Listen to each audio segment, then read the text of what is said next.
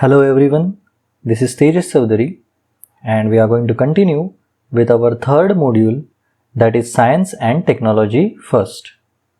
Science and Technology first because there will be Science and Technology second in your next semester. So today we are going to start with three important topics of your syllabus in this particular module, that is first one, development of science, second one, nature of science, and third one, science and superstitions. So these are the three important topics in your module 3. In development of science, we will study how the science developed from ancient time till today. मतलब पुराने ज़माने से लेके आज तक science के अंदर किस तरह की डेवलपमेंट हुई है वो हम लोग स्टेप बाय स्टेप पढ़ेंगे. Next is nature of science. इसमें हम लोग पढ़ेंगे कि साइंस की कैरेक्टरिस्टिक्स क्या है, साइंस के प्रिंसिपल्स क्या है, साइंस की डेफिनेशन क्या है.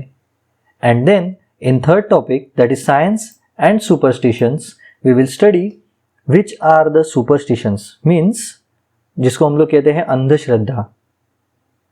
वो कौन सी अंधश्रद्धा है जो साइंस से रिलेटेड है और पुराने ज़माने से मानी जाती थी, उनके बारे में हम लोग पढ़ेंगे और उनका एग्जैक्ट साइंटिफिक रीज़न भी हम लोग पता करेंगे. सो ये तीन टॉपिक मिलके बनता है साइंस एंड टेक्नोलॉजी फर्स्ट. तो चलो सबसे पहले आज के लेक्चर में हम लोग स्टार्ट करेंगे डेवलपमेंट ऑफ साइंस से.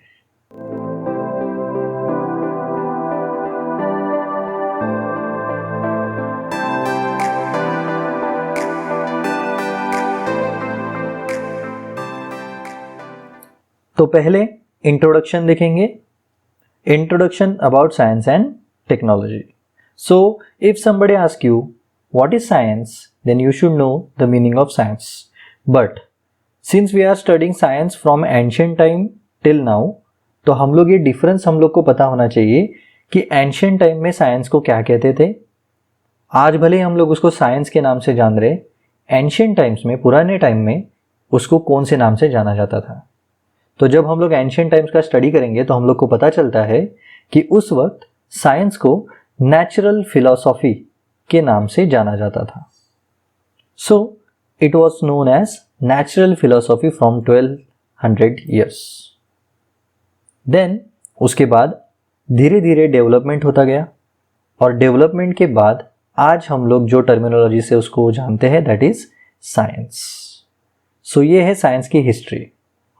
साइंस एंड टेक्नोलॉजी क्यों पढ़ना चाहिए, why it is important? So the simple answer is it plays important role in development of human civilisation. Right, human के सिविलाइजेशन में वो एक इंपॉर्टेंट रोल प्ले करता है. That's why science and technology is important. चलिए, ये तो उसका इंट्रोडक्शन था. आगे देखते हैं कि अगर ये सब हम लोग मिला के कोई डेफिनेशन बना पाएंगे तो साइंस की क्या डेफिनेशन बनेगी. सबसे पहले हम लोग देखेंगे डेफिनेशन ऑफ साइंस. तो साइंस की कोई डेफिनेशन अगर आप देखने जाओगे, then you will come to know that different references have different definition of science. Obviously हर किसी ने अपने अपने हिसाब से साइंस को डिफाइन करने की कोशिश की है, तो ऑब्वियसली उनका सेंटेंस फॉर्मेशन, उनका कॉन्सेप्ट, राइट, ये थोड़ा सा वैरी कर सकता है. फाउंडेशन कोर्स के हिसाब से अगर हम लोग साइंस की डेफिनेशन देखेंगे, a systematic body of factual knowledge obtained by the use of scientific methods is nothing but your science.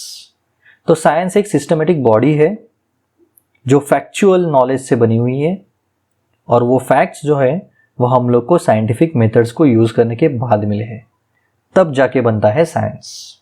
तो ये था इजीएस्ट डेफिनेशन ऑफ साइंस. तो ये साइंस वर्ड जो है वो कैसे आया? It is derived from the Latin word scientia, that means knowledge. Okay, so this was all about definition of science and from where the word science came.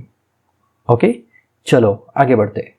Next thing हम लोग इसमें देखने वाले हैं डेवलपमेंट ऑफ साइंस.